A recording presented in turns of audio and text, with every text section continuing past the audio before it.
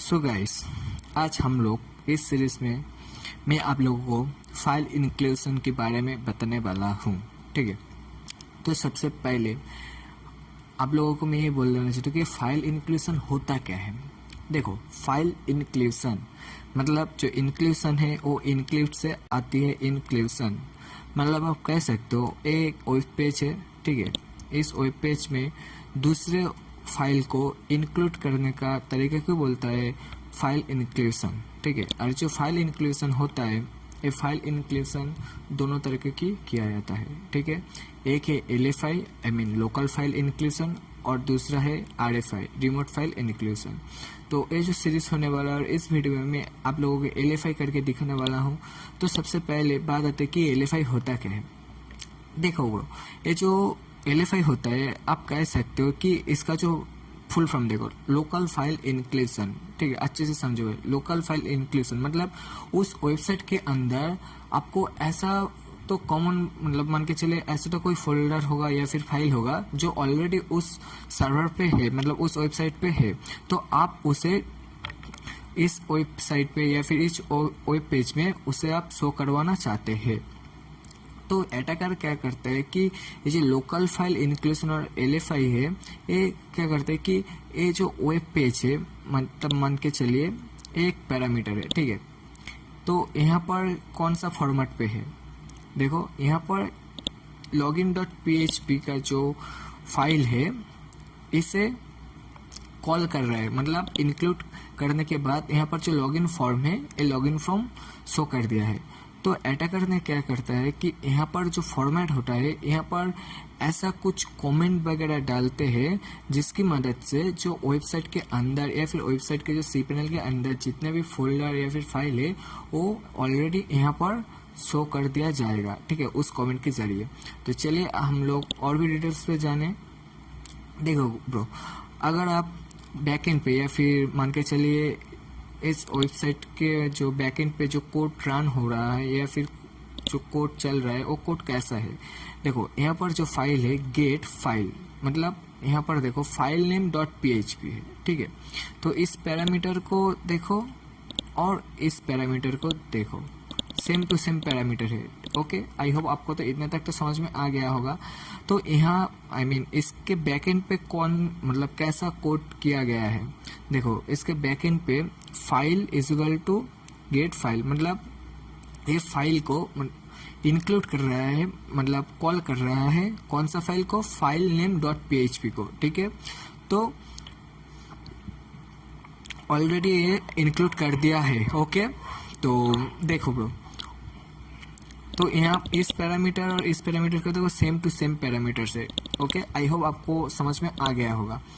तो आप आते हैं मेन टॉपिक पे। देखो ब्रो, जो आप लोग या फिर जो लोग खुद का वेबसाइट चलाते हो, तो उस वेबसाइट के अंदर cPanel होता है। ठीक है, उस cPanel के अंदर ऐसा डायरेक्टरी होता है जैसे etc.password नाम का ऐसा कोई डायरेक्टरी होता है। ठीक है, तो जो अटैकर होता है वो पहले ये चेक कर लेता है कि भाई ये LFI है कि नहीं। तो चलिए हम लोग भी इस यहाँ पर जो आर्गुमेंट है, मतलब जो इंक्लूड है, वहाँ पर हम लोग देखते हैं कि वो चीज़ है कि नहीं। तो हम लोगों का जो डायरेक्टरी देना पड़ता है /etc पासवर्ड। ओके, देखते हैं LFI से वल्नरेबिलिटी है कि नहीं। हाँ, तो आप देख पा रहे हो कि ये जो etc और पासवर्ड का जो डायरेक्टरी है, इसके अंदर मतलब इस फाइल के अंदर जितना सब कुछ है, ये इस वेब पेज में ऐड होकर आई मीन इंक्लूड करके इस वेबसाइट के मतलब जो अटैकर है उसे शो कर दिया है कि इसके अंदर क्या क्या कोडिंग वगैरह है। ठीक है, कौन सा डायरेक्टरी है ये जो पासवर्ड पे। ठीक है, तो हम लोग तो ये तो समझ में आ गया कि भाई ये वेबसाइट LFI से वल्नरेबिलिटी है।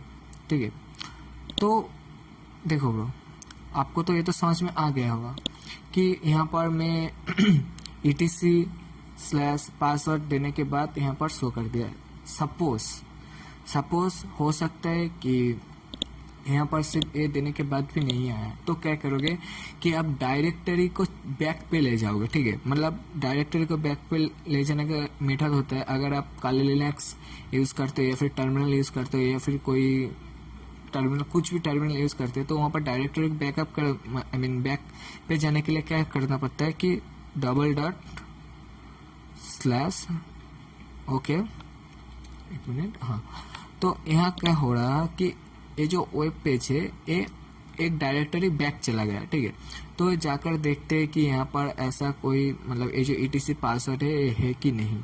तो मैंने इसलिए बोल दिया कि गाइस देखो, सपोज हो सकता है कि कोई वेबसाइट है जहाँ पर सिर्फ मैंने जो आर्गुमेंट डाला है या फिर जो आर्गुमेंट में पैरामीटर पे इंक्लूड किया है, हो सकता है कि इस फॉर्मेट पे यानी ये जो फॉर्मेट यानी ये जो फाइल डायरेक्टरी है यहाँ पर नहीं भी हो सकता है। तो आप क्या करोगे कि यहाँ पर एक एक करके डायरेक्टरी को बैक जाना होगा, ठीक है। आप देखते रहोगे कि भाई हो सकता है तो मिल जाने वाला है। और एक बात गाइस कि आज के दिन में LFI और जो फाइल इंक्लूजन का जो वल्नरेबिलिटी है ये बहुत रेयर हो चुका है, ठीक है। मतलब ऐसा कोई वल्नरेबिलिटी ढूंढना बहुत ही मुश्किल होने वाला है आज के दिन पे, क्योंकि सिक्योरिटी बहुत अपग्रेड हो गया है। तो मेरा फर्ज था कि आप लोगों को बताने कि LFI और फाइल इंक्लूजन होता क्या है। आई होप गाइज आपको तो इतने तक तो समझ में आ गया होगा।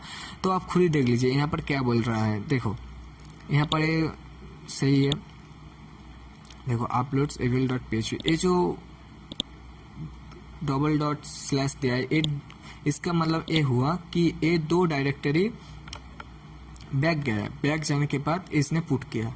अगर 2 डायरेक्टरी बाद इसे मिल गया तो ऐसा कुछ शो कर देने वाला है, ठीक है।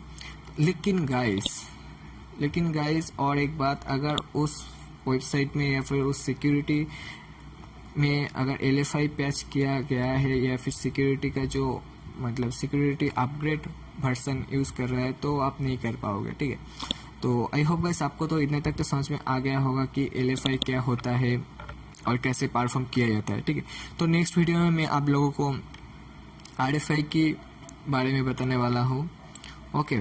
और हाँ, और एक बात गाइस, अगर आपको मतलब ये सब कोडिंग वगैरह मतलब नहीं आती है तो आप क्या करोगे, देखो यहाँ पर जो LFI का ऑप्शन है, जस्ट जाओगे चीट शीट वहाँ पे, देखो यहाँ पर ऑलरेडी है, ओके। यहाँ पर सब कुछ है, ठीक है। फायरवॉल बाईपास करने के भी तरीका है। तो ये तो आपके ऊपर डिपेंड करता है आप कितना टाइम दे पाओगे, ठीक है। आपके जो धैर्य है इसके ऊपर डिपेंड करता है। तो आई होप गाइस आपको तो समझ में आ गया होगा। तो चलिए ख़त्म करते हैं इस वीडियो को यहीं पर। चलिए नेक्स्ट वीडियो की तरफ, वहाँ पर हम लोग देखने वाले कि RFI होता क्या है, I mean remote file inclusion, okay. Thank you.